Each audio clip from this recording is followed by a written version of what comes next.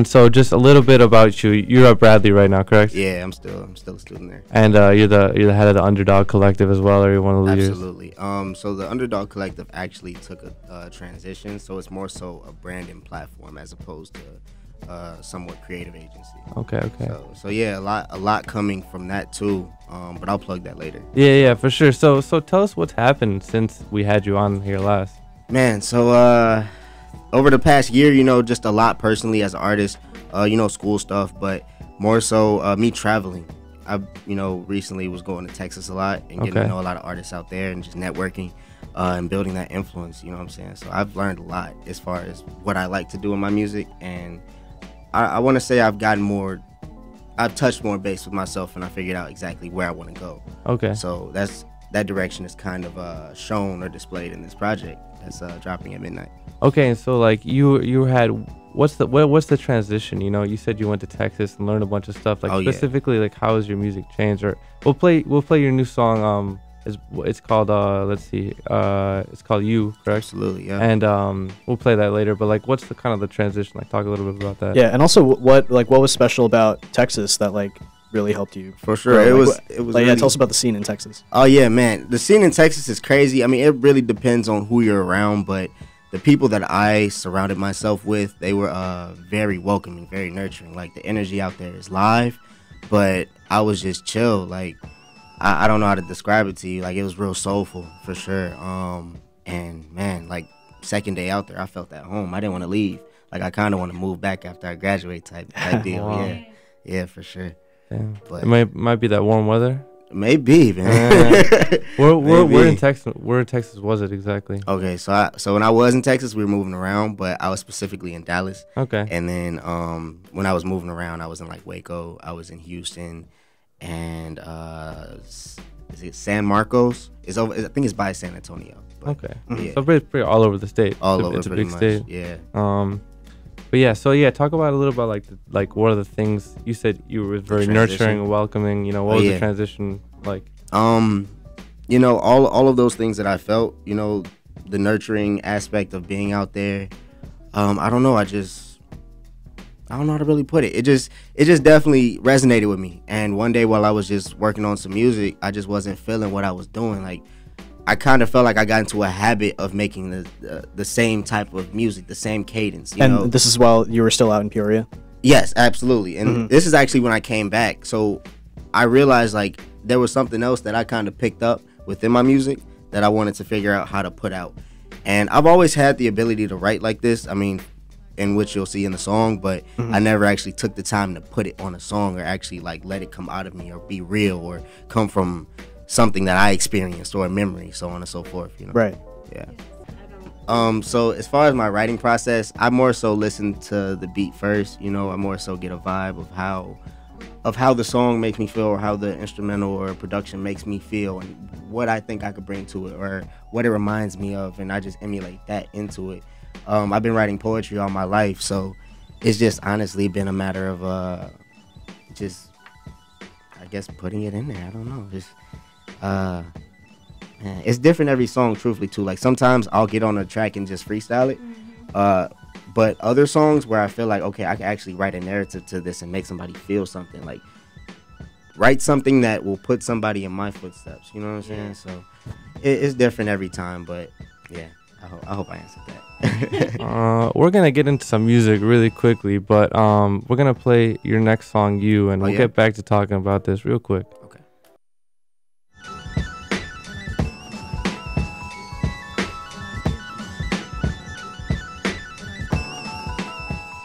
Welcome back.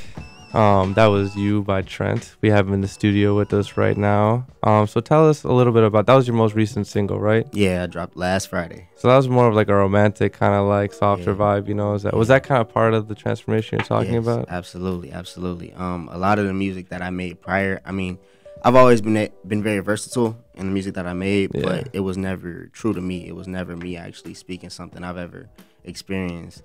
You know what I'm saying? It was real rap cap, I'm not gonna lie. So I had to real life come together and like quit all that. Like just be you. You know what I'm saying? Like I could still talk my stuff, but at the same time I had to show what I had but show who I am. Yeah, of course. Yeah. I mean, I feel like that is definitely like a large transition. It's like becoming more self-aware, kind of. I feel like that's just growing up entirely. That's really what it is. But yeah, and you said you got an EP dropping at midnight tonight? Yeah, midnight, man. What's it called? It's called Love on Rewind. Love on Rewind. Well, that feeds back into what we were just talking about. You know, I'm looking forward to hear. That's on all platforms. All streaming platforms. Yeah. Absolutely. I see you got the DistroKid going. That's the move right there. Yes, indeed. Is this EP like a different sound than what your previous work has been to, like sonically as in the beats and instrumentals? Yeah, for sure. I mean, last time I was on the show with you guys, I spoke about how I had 3 mixtapes I dropped in high school, and I took them all off the internet. And it's a different sound even from that. Truthfully, it's something different. It's I'm gonna be real. It's like it's a 4-song EP, and it's just I don't know how to describe it to you. On outside of streaming platforms, it's 5. You know, to make it more cohesive. Mm-hmm. You'll get the theme of it as you listen to it, of course. But yeah.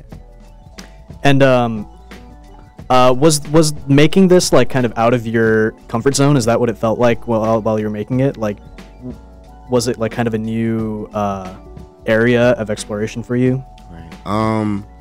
I'd say finding the flow was the uncomfortable part. Like I said, when I was going through that transition of figuring out what flow I wanted or how to translate these emotions, this new feel into the music, that was the uncomfortable part. I had to get used to how that felt.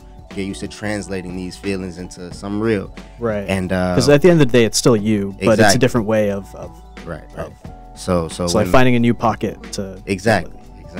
So when I got used to it, then creating a project out of it kind of felt seamless, fluid, water. You know. Do you see yourself kind of sticking with this for a little while longer, or are you just going to jump on to the next thing after this? Let's see where it goes. I'm not going to say I have a plan to move to this. Nah, like it's just a feel ultimately, you know.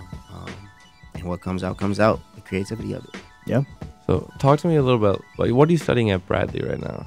Graphic design. Graphic design. Do you implement that? Do you do your own graphic design for all your work and stuff like that? Yeah, I made both the single cover and the album cover. Yeah, I was just about to say, like, your single cover for you, like, with the sky is really pretty. Yeah. I was going to ask you, like, how did you get to that single cover? Absolutely, I appreciate that. So more so, I had like 8 different drafts of what it could have been, and that one more so spoke to me. But I'm gonna be honest, I went around Bradley and asked like a lot of the girls that I was cool with, like, hey, like when you look at this, what do you feel? You know what I'm saying? And they're like, honestly, it makes me feel light, happy, airy. I'm like, all right, for sure. That's the vibe I'm going for. So yeah, you know, I just put my skills to use, I guess you could say. Well, definitely, because I feel like like most people, it's much easier to do yourself. That's what I always think. If you want it done right, do it yourself, and like that's just another adding to your art, our whole collective. You know what I'm saying? But was there any part of this project that you didn't do yourself? I'm assuming, like, beats and stuff you sourced in. Are there any collaborations or features? There is a female voice on one of the songs. I'll just add that. Got to give her kudos, because it was hard to find a female that would actually get on the song comfortably, because you could ask a girl to get on the song with you and she'd be like, okay, but then when it's time to do it, she's like, I don't know. You know what I'm saying? Like so I appreciate her for that. I ain't gonna say her name. So she's not really like a singer or anything like that. So she just like that. Well, damn, that's very nice of her to go out of her comfort zone like that. I'm saying, like, and shout out her. She's never stepped to a microphone before, so I'm like that's talking big. And she's like, I'm hearing myself. But yeah, no. Other than that, aside from the production, it's just straight me throughout the whole project. Yeah. Who produced most of the beats that you on the EP? There's 2 by this producer named False Ego. There's another one, I forgot their producer tag at this very moment because I found their beat last minute. But I do know their whole name. I just can't pronounce it. That sounds so bad, I know. But yeah, it's a really long name. You know who you are. What up? Yeah. I mean, yeah. Bro. You know who you are. Yeah. Artist names can get pretty out there today. And actually, the second track on the project by Design is produced by J-Mo with the Banger. He's actually watching right now. So. Okay, J-Mo with the Banger. Yeah. That's a tag. Nah, for real. Check him out though. Check him out though. Sure. But yeah. Is there anyone you'd want to collaborate with in the future? Oh man, you wanna know something real? Y'all up to date, right? On like the the music scene in New York and stuff. We'd like to think so, yeah. Oh, yeah. I might know who you're talking about. I don't know. Who? My guess is Pop Smoke. Almost. But check it out. Actually, I'm talking about like still on the come up type deal, right? Okay. So I want to work with BK the Ruler and Hook. You know of them? Nah, I never heard of them. Check them out, bro. Check them out. That's a plug on them right now. I know I'm supposed to be plugging myself, but look, they're cold. They're from New York. Yeah, at least that's what I believe. That's okay. And I'm just I just recently found them type stuff, but they're dope type stuff. Yeah. J-Mo with the Banger actually produced a track with her, J-Mo and Brent Rambo. Okay. So they're going up with that. But yeah. That's dope. I'm looking them up right now. My bad. I was just all right. Yeah, the Pop Smoke. I said Pop Smoke because I've been listening to him a lot lately. Yeah, we've been talking about him on the show. Have you performed any of these new songs yet? Yes, I have. I've been performing more locally at Bradley. You know what I'm saying, to get that audience. You know what I'm saying, and build that. But I would love to perform any and everywhere. With this project, it's more so for intimate performances. Right. I would love to perform anywhere given the opportunity, but like I said, like these songs, they definitely they mean a lot more to me. Yeah.